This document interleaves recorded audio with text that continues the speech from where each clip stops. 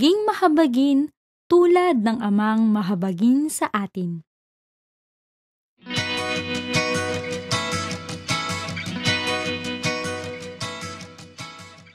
Ang ebanghelyo ngayon ayon kay San Lucas ay hinahamon tayo na umibig sa paraang hindi natin nakasanayan o hindi pangkaraniwan. Ang karaniwan ay pagpapakita ng pagmamahal sa mga taong nagpaparamdam at nagpapakita din sa atin ng pagmamahal. At sa mga taong masasama naman sa atin, ay pagganti o galit ang ibinabalik natin.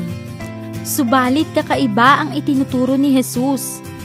Nais niya sa kanyang mga tagasunod na gantihan ng kabutihan at pag-ibig ang mga gumagawa ng kasamaan. Isang radikal na pagtuturo ang pinapahayag sa ebanghelyo ngayon na sinasabi ng Panginoon. Ibigin ninyo ang inyong mga kaaway, gawan ninyo ng mabuti ang napopuot sa inyo. Hindi ito ang karaniwang itinuturo sa ating kapanahunan na nagpapalaganap ng pagkamuhi at paghihiganti. Ipinakita ni Jesus na kayang talunin ang kasamaan sa pamamagitan ng pagpapakita ng kabutihan tulad ng ginawa ni Jesus sa kanyang kapanahunan. Sa katauhan niya ay makikita na ang pag-ibig ay isang revolusyonaryo at kayang baguhin ang nakasanayan nating takbo ng mundo.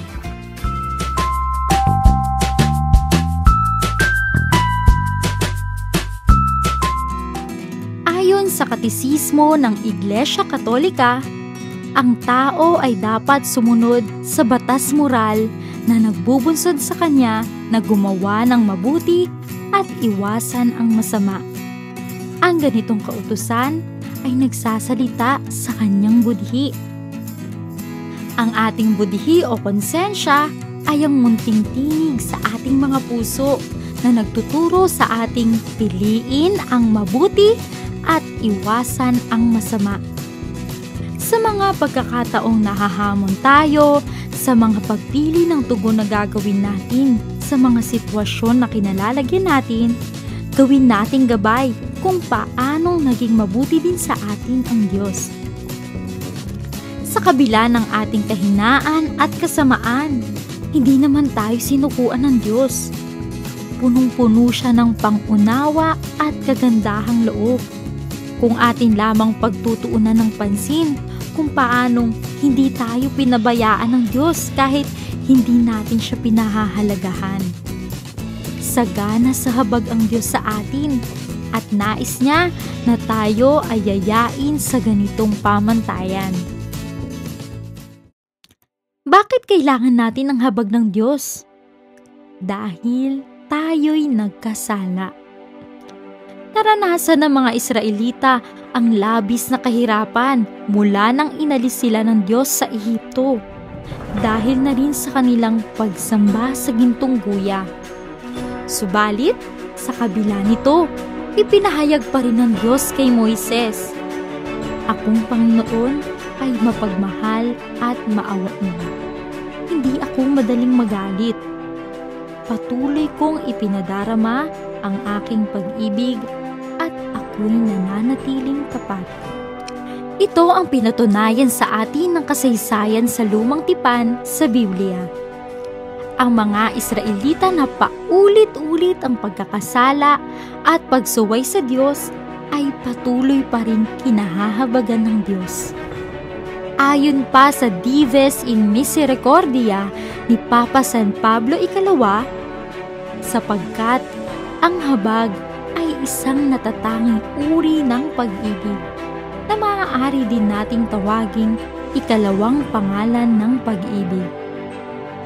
Ito marahil ang kinakailangan ng ating mundo ngayon, ang pag-ibig na nagdadala ng habag sa kapwa.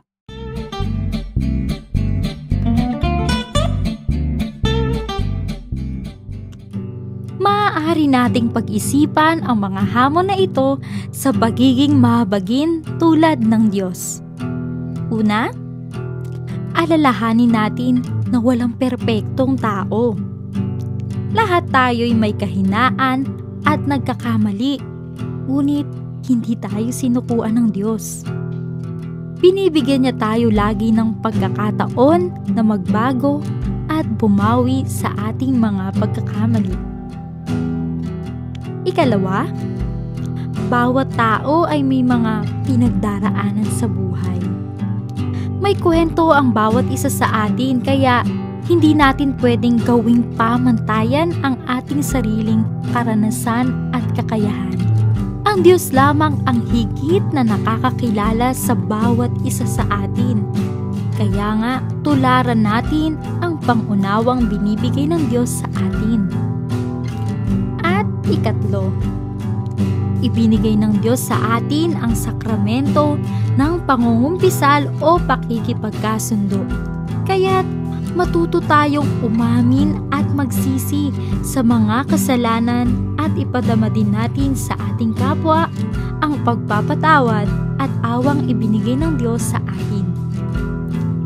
Kung paanong kinahabagan tayo ng Diyos, gayon din ang ibigay natin sa ating kapwa.